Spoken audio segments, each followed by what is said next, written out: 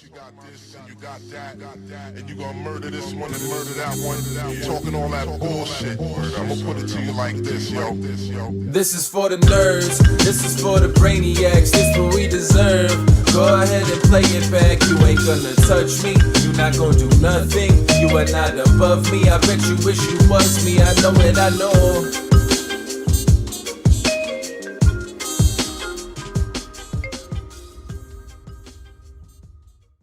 What's up, everybody? Welcome back to another episode of the Only Friends Light Edition. I'm here with my actual only friends, the Tortoise and the Guap. That's right. That's right. You're looking good, Burke. Yeah. I mean, that should have been. You would have won yesterday. I would not have won. I won, you're by right. the way. I want to let everybody know. Did you win? I did Tortoise win. Was going to open Right. with him winning the Yes, the I did win. contest. I did win the best outfit. Thank you, Tortoise Army out there, for voting for me. They come through in the end. It was close, but that outfit I think would have won. Yeah, the little color splash. Actually, you know what? They would have hated it. What? You would have got last place. No shot. I am embarrassed for all of you, not because LaPlante won. Obviously, he was rocking a gorgeous Under Armour hoodie. Amazing hoodie. Big fan I only of win myself. when I wear other people's clothes. Right. But I'm more embarrassed for you guys picking Landon finishing second, dressed as a rip. Even Tamayo tweeted at us and said, "This does he not." didn't. Yes, he did. Did he really? Absolutely. Why don't I have? He said, Why is that not in the? "He said did I this." not get Here, that? I'll send it to you right now. Oh, that's so good. He said, "Hold on, let me send you the link and then I'll read it." That's amazing. Because I tagged him in yesterday's show. He replied and he said, "Landon definitely made the effort." That's a polite way, by the way, Right. of saying you look like shit. Okay? And you guys voted second place for him. Like, I get it. You're all about the memes. But let's have a little discussion here. No, Me, you, and audience. This is working out great. Landon's not here, so we have to shit all over him. Right, of course. So let's just do that Said, right now. Landon definitely made an effort, but the problem is the color of the pants and shoes make it look like he's about to chop some wood or participate in a lumberjack games or something. By the way, that is a very complimentary version of what you actually could say about that outfit. I would say he looks like he's about to serve up some burgers at Good Burger. Right, and you looked like a lumberjack. Exactly. Literally. Yeah. I was wielding an axe. Right. I like maybe he got the outfits confused. I don't Landon's know. pants, my jacket, perhaps. Right. I could have worn khakis. Yeah. Maybe I should have worn khakis instead of sweats yesterday. Right. I could have. Paul, what's his name? Paul Bunyan Chic. Chic. You know what? Upon second review, I don't hate. There's just some things he could have done better. Untuck the shirt. Wear navy instead of black for sure. I think he, he wanted to go for the about to go to private middle school Right. look, right? Yeah. So yeah. he wanted to tuck it in. See, that's lumberjack. That's a right good there. look. Yeah. Man, that's a well put together outfit. Yeah. Let's see the winner. Where is the winner? Do I still have the winner? Oh, there. Now that is good Okay. look. I see why you won. Right? Yeah. Not bad, right? No, that's streetwear right there. Yeah, exactly. Yeah. The shoes are working. I mean, Right? The glasses. what this is the most RFK Jr. outfit What I've does that ever mean? seen. RFK Jr. Like, you look like you fuck. You know? RFK Jr. fucks. I think, bro, did you see him benching that 105 in Yeah, jeans? yeah. Like, I could Right. see you throwing down. I just got done with a session with Tony Horton. Exactly. Yeah. Exactly. I'm sure you did. I'm sure you did. Yeah, I could see you, tearing that bad boy off and just getting yourself under Right. a couple of plates. Putting some right. reps in, yeah. Yeah, really By the way, I repping it like up. this hoodie too. This is feeling good. This is nice. This is from Target. Also, by you the should way. Looks give very him, you comfy. should give him a little more credit because I think he was doing incline, right? Well, I don't know. Incline's easy. Oh no, incline's harder. tougher. Incline's I tougher. think we can give him credit because he's 70 fucking 2. Yeah. He's 72. But like, yeah, he was benching what I curl. I mean, that's hey, who knows what I'm going to look like at 72? I might be a goddamn monster, or I might right. be a frail version. All I know is I'm going to find out the hard way because I'm going to optimize as best I can. You got that new juice? I'm on it. Let's And go. there's no reason after 50 to not be fucking Juiced juiced to the gills. What are we waiting for? Yeah. Life is short, baby. Big one tonight. Yeah, the Browns, they better be lifting weights. Goddamn right. Myles Garrett out there talking shit. Of course. He's out there. I don't know what sparked this. Somehow some back and forth between him and TJ. I don't know if TJ shot the first shot across the bow or Miles did. It could be either. I think it was TJ. I think somebody asked him about Miles winning Defensive Player of the Year last year. Oh, no. It was Garrett. I mean, technically it was TJ, but it was Garrett. They asked Myles Garrett about TJ's tweet last year when he found out that Miles won Defensive Player of the Year, and it just said, nothing I'm not used to. Clearly overlooked. Anybody who goes back and checks the stats, like, it was the most runaway, I think, DOPY Defensive player of the should year. have been last year. Like, Watt's stats just absolutely drowned Garrett's last year.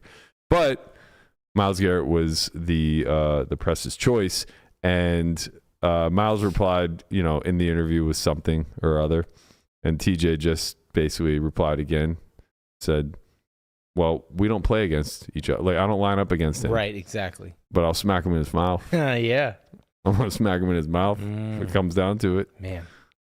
Everybody forget that Myles Garrett tried to decapitate Mason Rudolph. Right. That got lost in the shuffle somewhere. Yeah. Nobody remembers that one? Yeah. We just, ripped his helmet off and tried to take his head off with it.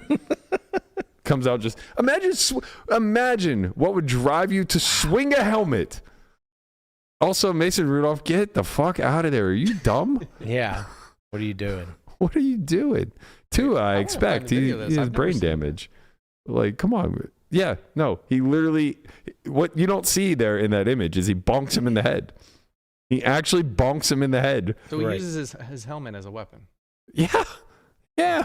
There were rumors that Mason did use a racial slur. Very unsubstantiated rumors. I don't know if it's true or not. If he did, then go ahead and smack him in the head with it. This makes you wonder when if guys he didn't, charge. then it's when guys charge the mound, why don't they just take the bat with them?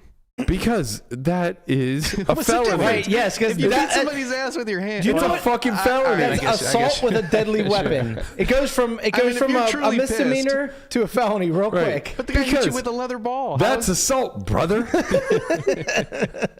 Why don't they take the bat? I don't know. You got hit with a ball. This isn't murder ball. Why does he not have a switchblade on him? Just in case. Yeah, what? Then you're going to arm the pitcher with a gun and just claim stand your ground laws? Oh my God! What is the movie with Damon Wayans? Oh, The Last Boy Scout. where the guy's running down the field and pulls out the gun. Yeah, a it's good movie. insane. Underrated movie. Very underrated movie. Yeah. It's very Die Hard-esque. There's so many scenes there that, like, when we were 14. The hot tub. Yes, hot 100%. tub, yeah. 100%. There's so many scenes where we were 14. It was like the most scandalous thing ever. Right. Not looking back, it was just like it should have never was been the in name the of the movie film. again? Right. The Last Boy Scout. Yeah. Yeah. Bruce Willis. Damon Wayans. Damon Wayans, great. Film guru. Yeah. Making his debut. Was that his debut? Maybe not. Homie the Clown. Water's wet, the sky's blue, and Oh yeah. old Santa Claus, he's out there. Oh man, great reference. Great yeah. reference. All right, we have a good show for you guys today. We're gonna get just a smidge into Steeler ball here for the next 5 minutes or so, and then we're gonna be joined by one Ryan LaPlante, who put a tweet out yesterday that caught a little fire in the Twitter sphere. I have my takes on it. For those of you who are not on X, it was a hot take. He said, "I'm going to catch a lot of flack for this." At least he prefaced it. He knew. Yeah, He knew well, he was- that's how it's smart. It's smart advertising. That's how you Right. signal to everybody you got a hot take. Right, exactly. You don't just go out there with a flame emoji and go hot take. Yeah. Because then everybody thinks you're Chance. No.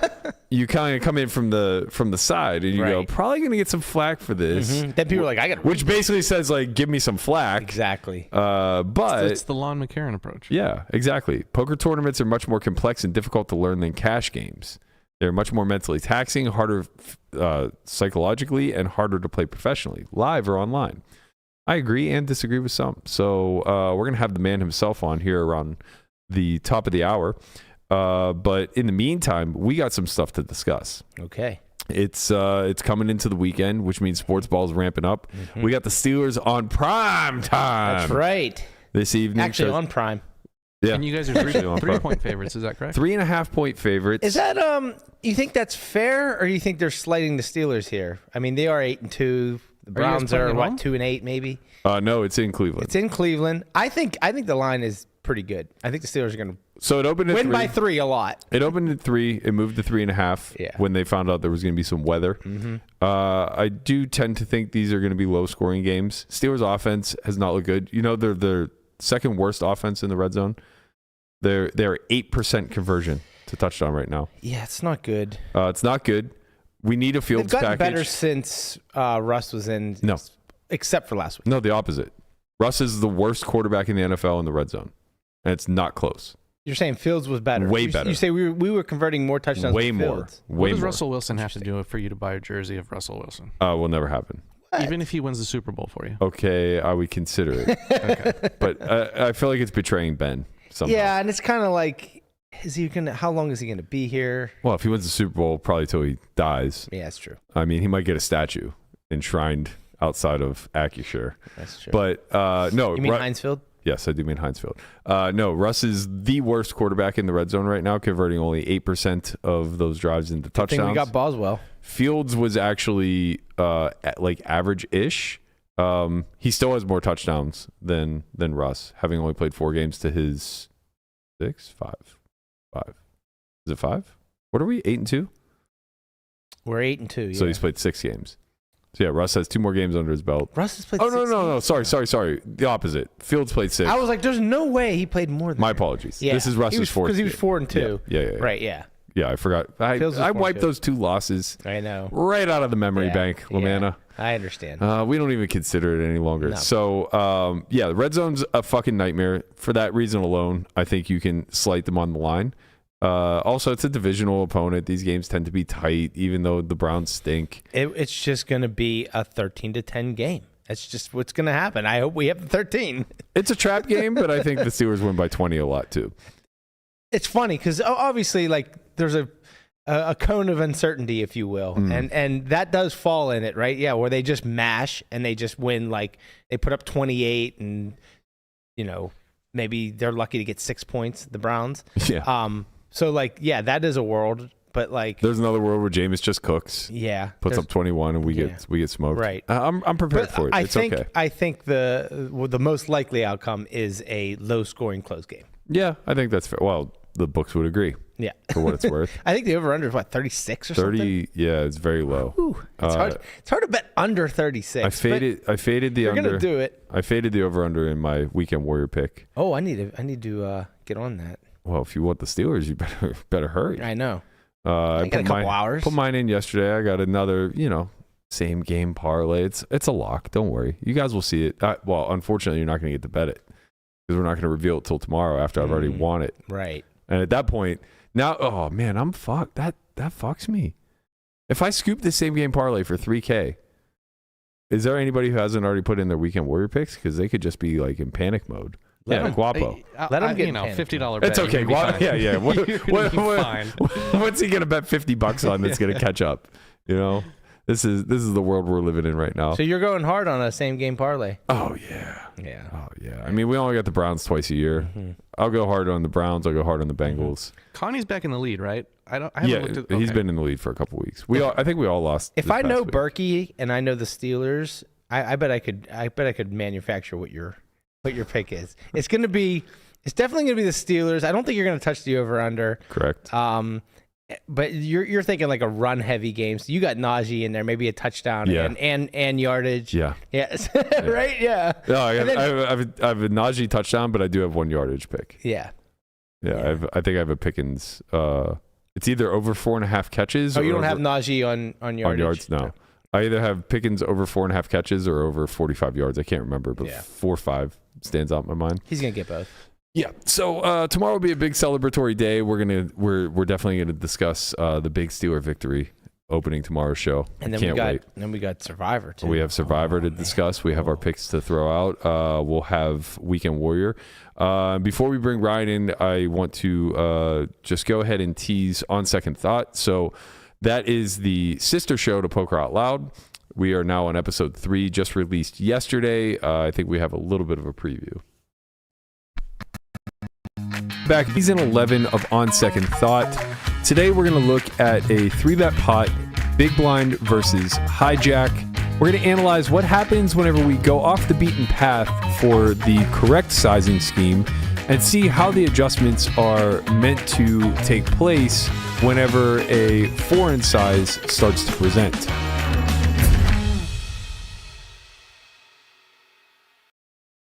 All right, if you guys are interested in checking out 11 seasons of Poker Out Loud, as well as all the complimentary On Second Thoughts, head over to solve4why.io. Also, if you're not a member and you're considering being a member, we will be running a Black Friday sale starting next week. So if you want to hold off for a little bit of a discount, by all means, be prepared to do that.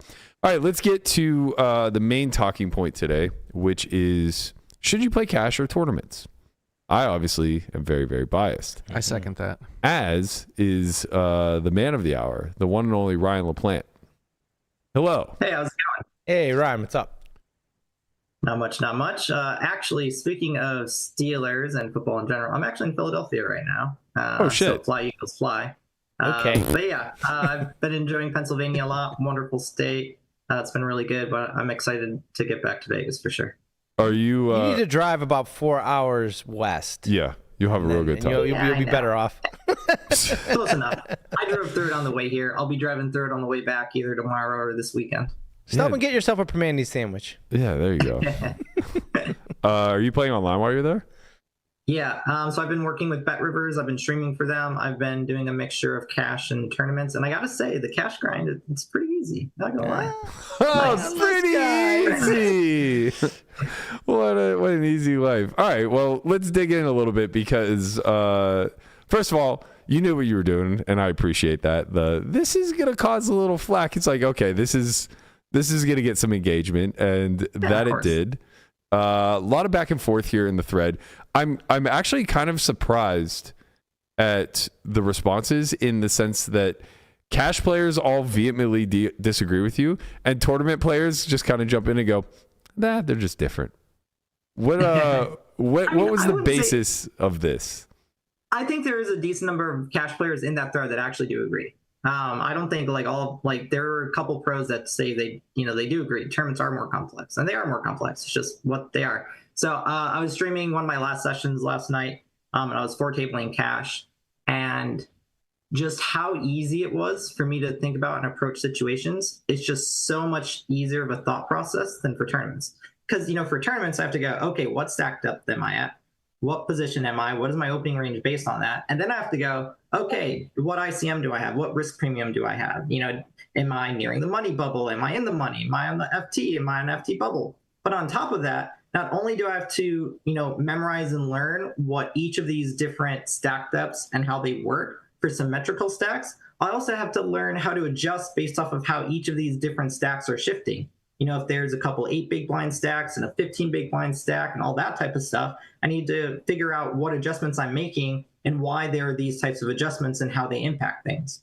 And, most people don't realize how extreme the adjustments can get. Under the gun on 30 bigs, your opening range can be anywhere between, I would say, 25% at the loosest end if you're really able to apply a decent amount of risk premium on others. And it could be as tight as like 7%. And in cash, I'm 100 big blinds deep or 150 big blinds deep. Most of the players at the table are going to be similar stack depth. Sweet. I get to open pretty much the exact same range. The only adjustments I have to make are, maybe a player behind is slightly looser with 3 bets, or maybe I've got a whale in the big blind. So instead of opening the theory range, I'm opening 3% looser or whatever. The adjustments tend to be a little bit more simple. And even when you're playing in these super deep stack games, I understand that, if you're playing really deep with ante and all that other stuff, but then you just have to solve for that one specific game type. When you're playing a tournament, you can't just go, okay, I'm just going to study 30 big blinds and, bam, I can play these tournaments really well. But for whatever cash game you're in, you set up the parameters for it, you run the sims for it, you learn what the ranges are supposed to look like, and then you adjust based off of your opponents. That's much simpler than having to not only memorize 10 different stack depths, how each of those stack depths change based off of ICM factors, and then on top of that, adjust for your opponents. It's way more complex. That makes a pretty good argument. Well, I agree with everything you said. Yeah. And I will push back in one very simple sentence. You're only talking about pre-flop, one node of the game tree. So that's it. I don't disagree with that. But okay, let's take it a step further. Let's look at post flop. So for post flop, I have to know the difference between what a continuation, not only c-bet size range looks like, but also what a size looks like on each different board type for each different stack depth against each player stacked up, and then adjust each for ICM. Well, that's not true. You just need to understand how to play post flop at varying SPRs. But not So only it's still just at just varying SPRs. Well, but it's still also just like based the off of range interplay, right? So when the SPR is lower, I actually disagree with you here strongly. Like, this is where it gets very easy in tournaments. When SPRs are incredibly low because stack depths are relatively effectively short pre or whatever, big chunks of the range is just missing. So like if it's a button versus big blind spot and big blinds off of 15, you could just completely eliminate pairs from that big blind's range because they're just rejamming, you know? So the range is like actually quite tight. I mean, not really, because it's capped, but it isn't tight. So button opens, big blind defends. Big blind has what, 55 to 60% of hands yet. Right, but it's all bottom. Button opens, big blind defends. It's pretty much the exact same thing, except the big blind defense range is tighter, the opening range is tighter, and your approach to how you play button versus big or cutoff versus big is pretty much going to be the same when you're over 100 bigs. It doesn't really shift too much. But you have to play 3 streets with an SPR of like 10 to 15 as opposed to playing 3 streets of an SPR of like 2. Right. So cash games have more depth in a specific situation, but tournaments have way more breadth. And it's way easier to study a specific depth than it is to study breadth for a lot of different situations. I agree with that. So let's say full to the button, I open, big blind defends, they defend off 20. I can actually make a very significant mistake by c-betting a board texture like queen 10 5 two-tone with my entire range when it's in a high ICM spot. Because in a high ICM spot, the big blind's defense range is incredibly tight. This board texture favors them heavily now since I'm opening any 2 and they're continuing with like 25 or 30%. And you would say, hey, if I c-bet here, I'm not making that big of a mistake. But in actuality, in terms relative to the stack involved, and your big blind per 100 loss and your dollar EV loss, you can make a massive mistake. And the thing is yes, these massive mistakes, relatively speaking, are kind of small in terms of BB per 100 compared to a similar type of mistake in cash. But since these mistakes are so small in general, that makes a tiny mistake, actually, relatively speaking, pretty massive and really important because these win rates that exist are tiny. So tiny mistakes actually matter a lot in tournaments. Tiny mistakes in cash don't really matter that much. Tiny mistakes in tournaments, all mistakes are tiny. So, I think that matter a lot. I think that's what you're actually, or I think that's what the context of this tweet is actually speaking to the most, is that it's not that one is particularly more complex or not. Like, I do agree with you that tournaments are more complex to learn at depth, or deeply, because of how variable they are in nature.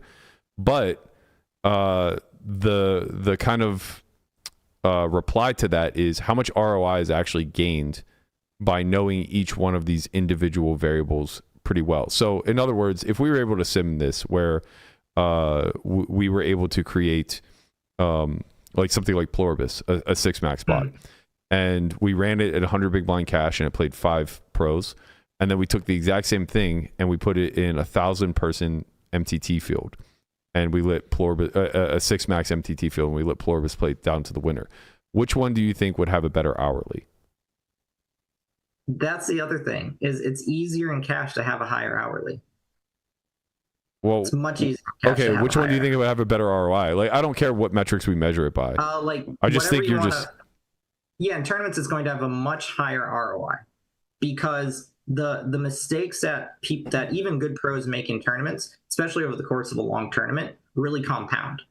While, in cash, it's just going to beat them for 3 to 7 BB per 100, depending on a ton of different factors, right? Yeah, but that's a high win rate. huge... It's going to have a massive win rate.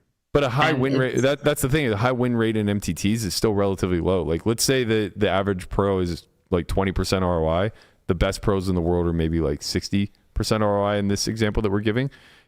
Maybe the bot outperforms by a magnitude of 2, So maybe it's like 100 to 120% ROI.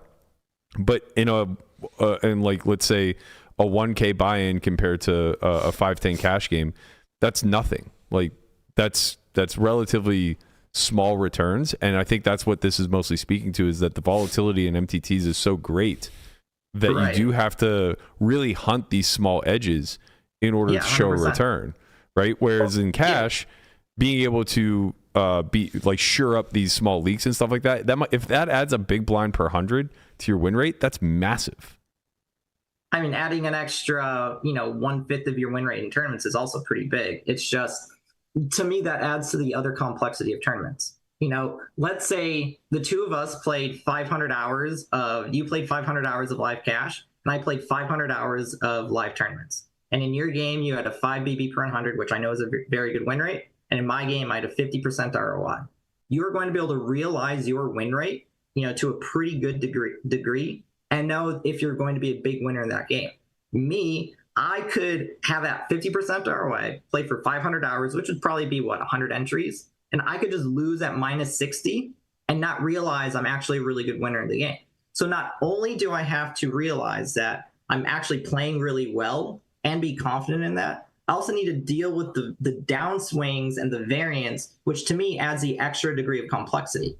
To me, tournaments, it's not just complex from the gameplay and that type of aspect. It's also complex from the dealing with variance and being constantly lied to in terms of how successful you are. For instance, look at the top 5 Hendon Mob performers for this year, right? Most of them, they're high roller winners, that type of stuff.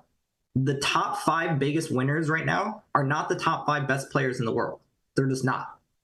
Like 0% chance that they're the biggest winners. Even if you look at the top 20, of the top 20, maybe 5 of them are, 5 of the best players on the planet right now, right? But a lot of the top 20 think they're in the top 20 when really they're in the top 200 or top 500. There's a lot of these examples. So like Patrick Antonius, absolutely top tier sicko, one of the best players of all time, 100%. He's not the best tournament player in the world. He has the best results right now. Adrian Mateos could be in the top 5. He probably is. But do we know for sure? No. The only people that actually have a pretty good clue of who right now is quote unquote top 20 are the guys that are consistently battling in those trade and high rollers and consistently battling in, the GG high rollers and that type of stuff. Everyone else doesn't have a clue. And even those guys, they're still guessing. So from a turn perspective, you can be a great player and get completely demolished for a pretty long time period.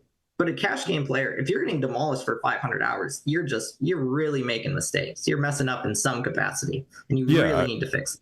I definitely agree with that. You sign up to be gaslit when you decide to take on MTTs for a living. And I actually mentioned that off air. I think that is probably the greatest complexity, because what's happening is when you seek out this path, you're taking on 2 endeavors simultaneously that have like conflicting incentives. One is learning a very variable game in depth at all the different nodes, right?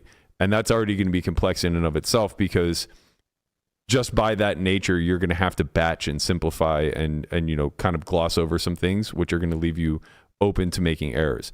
But then on top of that, there's no I guess you're like signing up for no true feedback mechanism that's worth a damn. So most of anything that you're doing well is going to be unrealized gains until it's just not. And as a human being, psychologically, by the nature of understanding how variable tournaments are, every single time that you get negative feedback from losses, it will potentially take you down a rabbit hole of over-examining parts of the game tree that you might actually already be good at. So I do agree with you that, like, from a study perspective, from a edge-seeking perspective, from a bottom line perspective, MTTs are way, way, way, way more challenging. And I mean that in both a good and bad way. But it just makes me think that, like, or it makes me want to say something similar to Lewis, where it's just like they're very, very different skill sets. Of course. Like the best cash game players in the world won't translate well to MTTs, because it's not that preflop doesn't matter in cash. It's just exactly what it is. It's an entry node into the game tree. Whereas in MTTs, it's the final node quite often. and it's paired with this other model that isn't even by any stretch of the imagination bulletproof or foolproof in ICM. Like, we get to follow Chip EV. That model is pretty sound at this point. Whereas ICM, it's like, it's very flawed and nobody really even understands fully how, or like how we could do better, I guess. So you're just kind of restricted to following these guidelines and then having to suss out in real time, like, who's disobeying and how does that affect me? Also, I would like to push back a tiny bit on pre-flop. I actually think cash, I think pre-flop matters more in cash than it does in tournaments. The argument I have for this is, you know, when you're looking at, so I've been playing a lot in these pretty small fields, and there's like a decent number of pros that I play versus pretty consistently, who are like pretty big winners. And they're like pretty big winners over decent enough sample sizes where I know they're beating the games for a solid win rate. And, you know, some of these guys are playing like 22% VPIP, and some of them are playing like 25%, and some of them are playing closer to theory, which usually averages around 30% VPIP, which that's a pretty big gap. And the guys who are playing tighter technically should be kind of getting punished, and they actually would be if the games are really, really difficult, but they're not really. While in cash, you know, especially when you're like 200 big blinds deep, if you're opening, you know, 25% when you're supposed to open 12%, you're getting to flop with a range that's way too loose, of course, which you can just get demolished by literally anyone by doing that. And then since the turn and river matters so much in cash, those pre-flop mistakes really get amplified per street. So like in a tournament, I can be kind of lazy and open between, like, let's say there's a spot where I'm supposed to open 20%, and it doesn't really matter like the table layout. If I'm opening 15% there or 25% there, it's not really going to matter that much in the grand scheme in terms of my win rate. It will matter some, but it won't matter a lot. But if I'm opening 25% in a cash game spot where I'm supposed to open 15, even on not that tough of a table, I'm just going to get destroyed because of it. Well, sort of. I think that is generally true, but it needs to be qualified based off of the skill set of your opponents. So the softer the environment, the more you get away with this, because even, and I'm not even talking like whales, like even just against like poorly studied regs, you'll just get away with it like as if you're opening the normal range because they don't know how to adjust. If they're fixed in their study, so you kind of said that like cash is super easy because you can just be fixed and locked into the study. Like you just study. I didn't say it was easy. I said it was easier by comparison. Yeah, easier. Right. It's very difficult, obviously. I think both are incredibly difficult and incredibly complex, for sure. Definitely. Right. But I'm just saying by comparison to MTTs. That'll always be the framework I'm operating under. But like you could just say like, oh yeah, we could just look at a button versus low jack spot and kind of solve that because it's fixed. The variables don't change. Well, what happens if the low jack's opening twice as wide as they should? If you never look at that, you have no idea how to respond, right? And that response would actually just change pre-flop, which almost nobody who's not doing their own like HRC sims and things of that nature are going to have any idea how you're supposed to adjust to too wide of an open. And you can kind of cheat it and say like, okay, well, the cutoff opens twice as much as the low jack, so let me just look at a button cutoff spot. But even that isn't like fully accurate because you know, you didn't have the two people folding in between, which is a little bit of card removal. Not that big of a deal. The bigger point I'm getting to though is that if your skill is derived from knowing really well how to play 100 big blinds button versus low jack, when you know what the fixed range is, you're going to be lost whenever more hands show up, and you don't naturally. I mean, that's not really true because if you actually understand it, the adjustments are super easy. Like, if you're aware, are difficult if you actually understand. Right? Yeah. Well, the awareness part is the big thing. And I mean, the awareness in tournaments is so much harder because not only do I have to be aware of whether or not this person's opening, you know, a little bit looser in this spot, I have to go, okay, he just had 40 bigs. Now he's at 25. Maybe he opens too loose on 40, but he's opening too tight on 25. Maybe he's opening too loose with 50% of the field left, but opening way too tight with 12% of the field left. But isn't this all like why pre-flop matters more in MTTs? No, because the mistakes don't compound in the way that they do in cash games. No, they do though because of ICM. They compound with that model. A little bit because of ICM, but no, it's a lot because all of your bottom line is attached to that model. Yeah, but the thing is like when let's say if I open like 5% too loose in a spot in a tournament or 5% too tight based off of any of these factors, the actual EV loss rate is going to be pretty minimal. But that loss rate in cash, since I'm much more likely to making an important turn and important river decisions, those mistakes really compound. Also, on top of that, one of the arguments that cash game players make, and I agree with this argument 100%, the average cash game table is much tougher than the average tournament table. That makes knowing what the nodes look like so much more important, because even an okay studied cash game player has a much better understanding of the game than an okay studied tournament player, relatively speaking, because since they're just studying one thing, they can get pretty good at that one thing pretty quickly if they're really focused on their studying. So, if I come into, let's say I sat down at, in your 100-100 game, and I did it without studying, and I've studied some cash some, and I've got a pretty good idea. If I immediately sat down without really studying, you guys are going to demolish me, even though I have like an okay understanding of what this stuff looks like. And it's because even the weaker players in your game have a much better understanding of it because they've studied that one spot so much more than me. But if I put in a couple months grinding the solvers and stuff and getting a good idea of what these ranges look like, my loss rate is going to pretty significantly drop off, and I'll turn into a winner because I won't be making these pretty basic pre-flop mistakes that almost everyone at the table who is a pro is going to like not be making because they're so easy to make. Yeah, I mean, I get what you're saying. The easiest way to shore up your leaks is to be sound pre. But again, like a big aspect of that is because pre-flop is the template to post.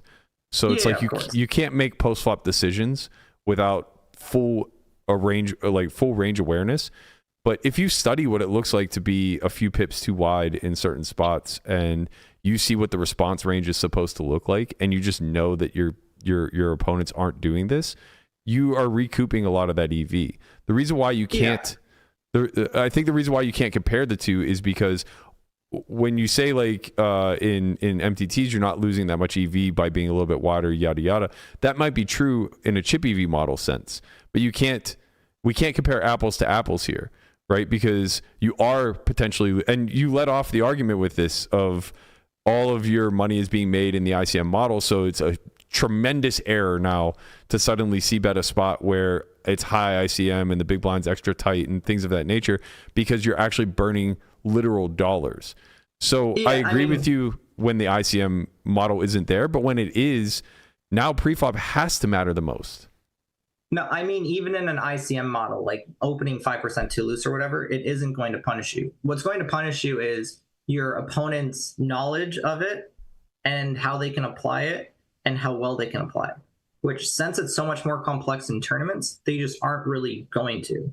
You need to be in really tough games for that to be true. Well, in cash, you don't need to be in that tough of a game to really get punished. And also, I've been using pre-flop as a discussion point because it's so much easier than going, hey, what about flop and the flop decision trees and how much that matters. I mean, I could, like, if I really wanted to try to make the case for cash, I would turn this into a post-flop discussion, because you're just not going to show a lot of your win rate in like flop turn river nodes, specifically turn river nodes, right? Like at that point, the pot has grown in such a way where the SPR is so low, it's going to be hard to make a tremendous error.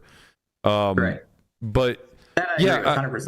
Yeah. I mean, I find it interesting. I didn't have the knee jerk reaction of like, oh no, cash is for sure harder.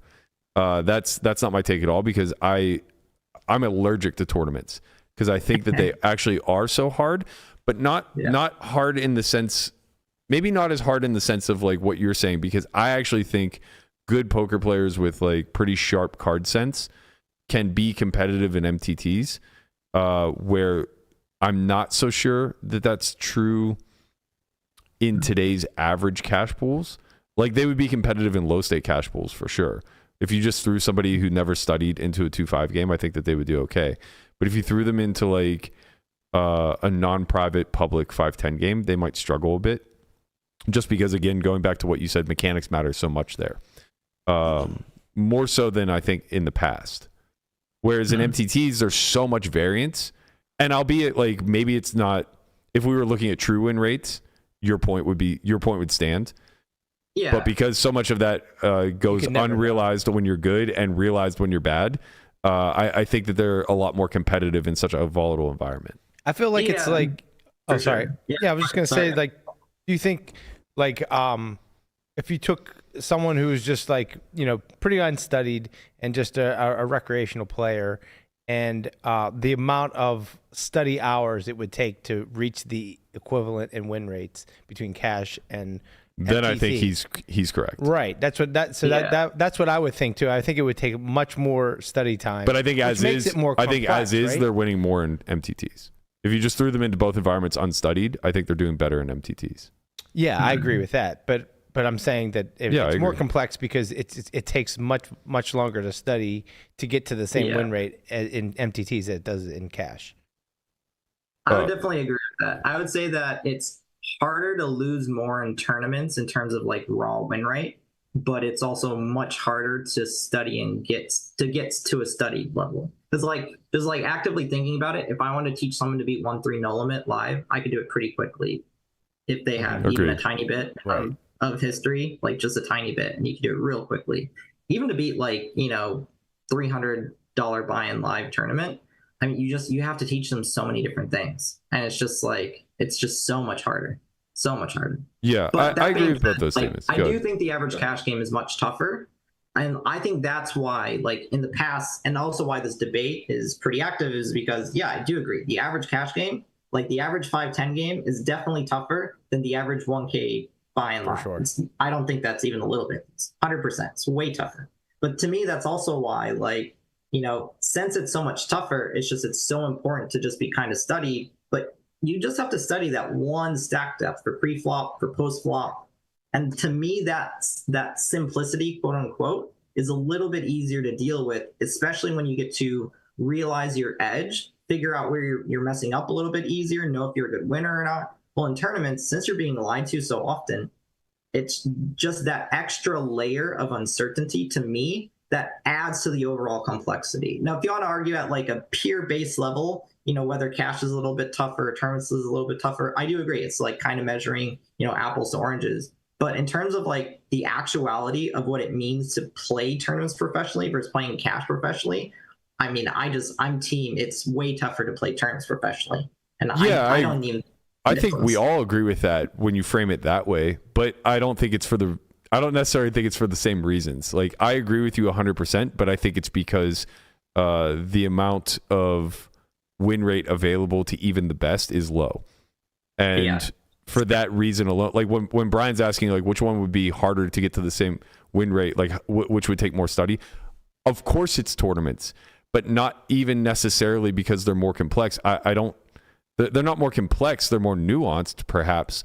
The reason why it takes more study is because there's less and less ability to carve out an edge, right? There's all these small variables where you can carve out an edge in each little one. So that requires, like you said, a breadth of knowledge of a ton of different scenarios. And in cash, it's like, if you're really fucking good at the river, you might be the best player in the game, right? And that's going to carve out a massive edge. So you're right. By proxy, the amount of study hours that it'll take to get to your highest win rate in MTTs might be magnitudes more than cash.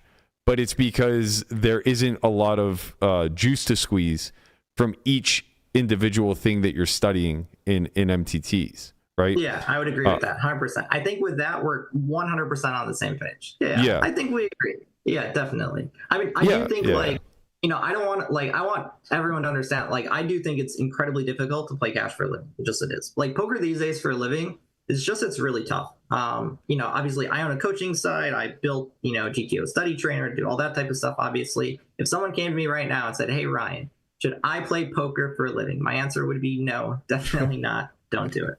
And like, I think anyone else saying anything that's not that is just being very disingenuous. If you're saying, "Hey, come do my training course, I'll turn you into a good winner and you can make good money," I think that's super disingenuous. It's just poker these days, it's really difficult. You can still make good money doing it. The edges still really exist, but it requires a lot of hard work, whether you're playing cash or tournaments.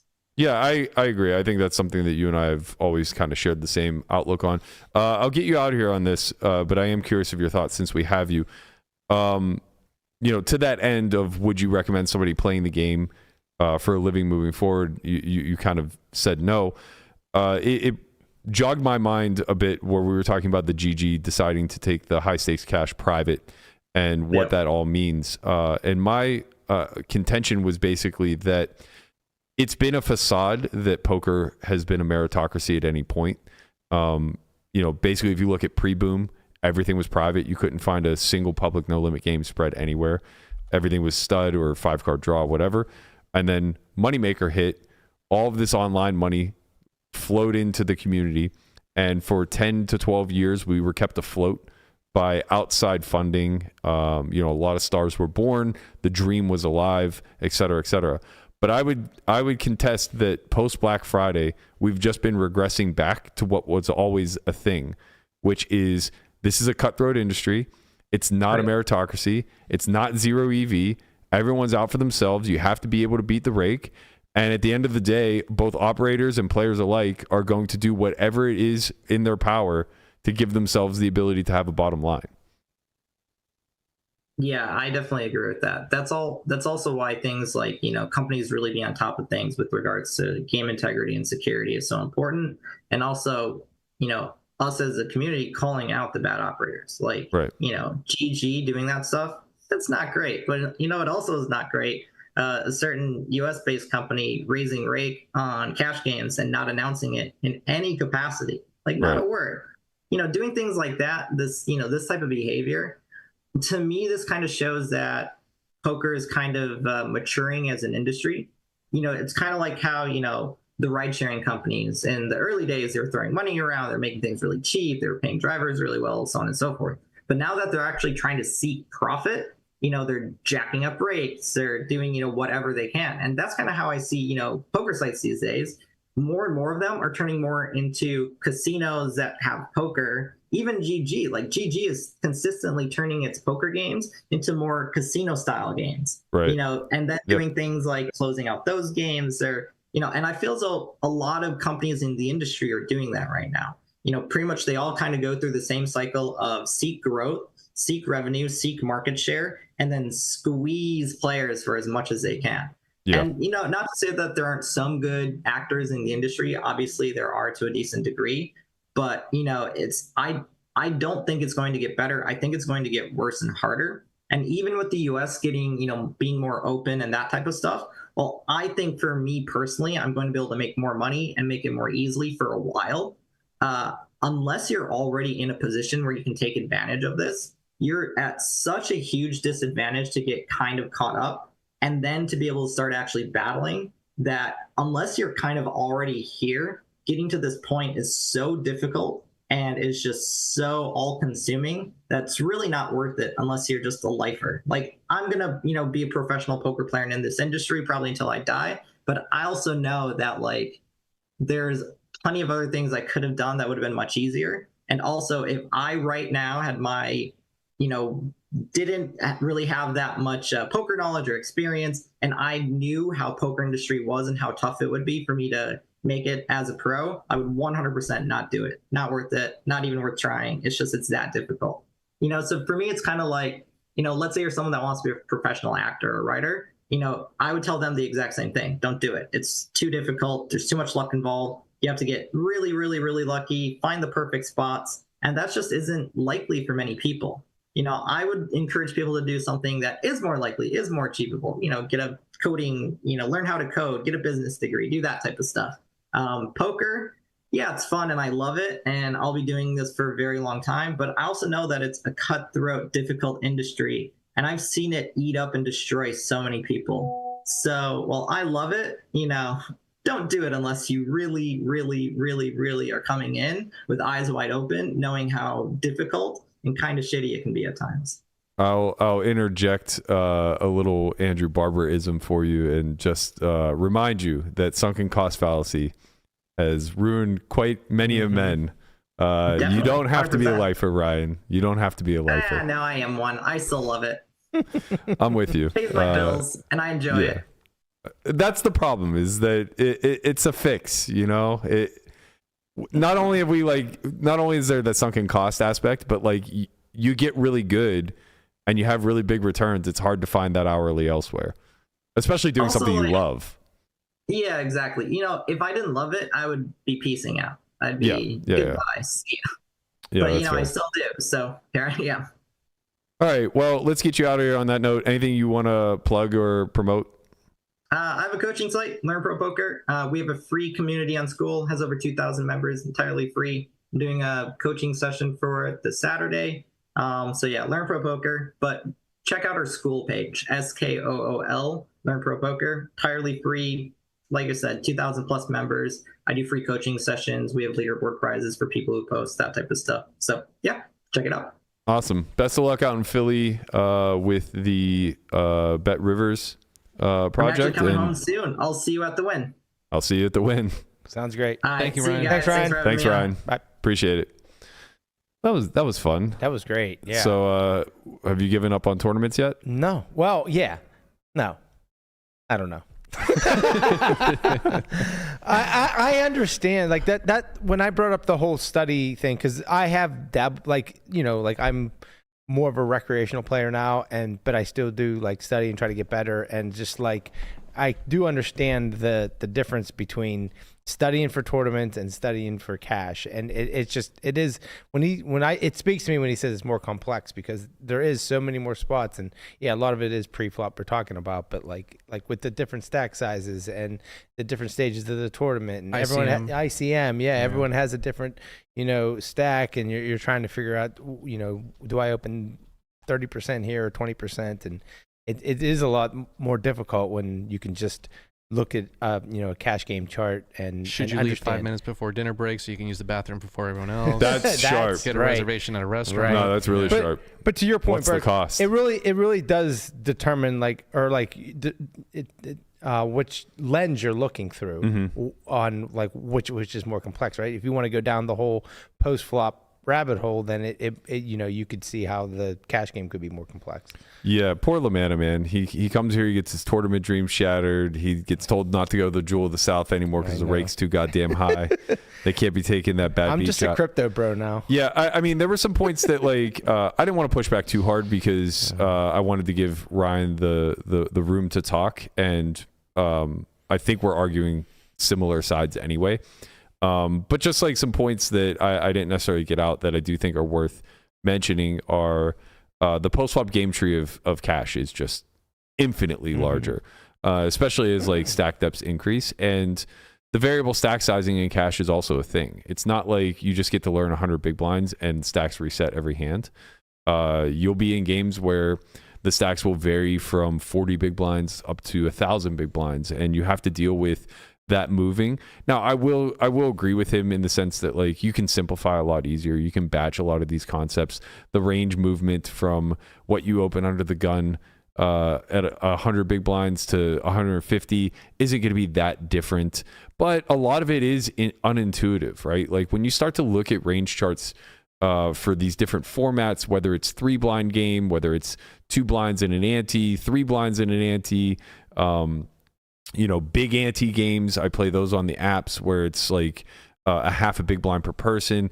All of these drastically alter preflop. So you do have to have a wide breadth of knowledge when it comes to how preflop works. And for somebody like me, it's like I've looked at all these charts, but I'm not the memorization type of person. I don't worry about being a pip or two too wide because I don't necessarily agree with the point that like you just inherently get exploited, right? Your opponents have to be making pretty perfect decisions on information that they don't have. And that's really what it comes down to. Like I don't play any games where anyone's running HUDs on me, right? In that environment, I completely agree.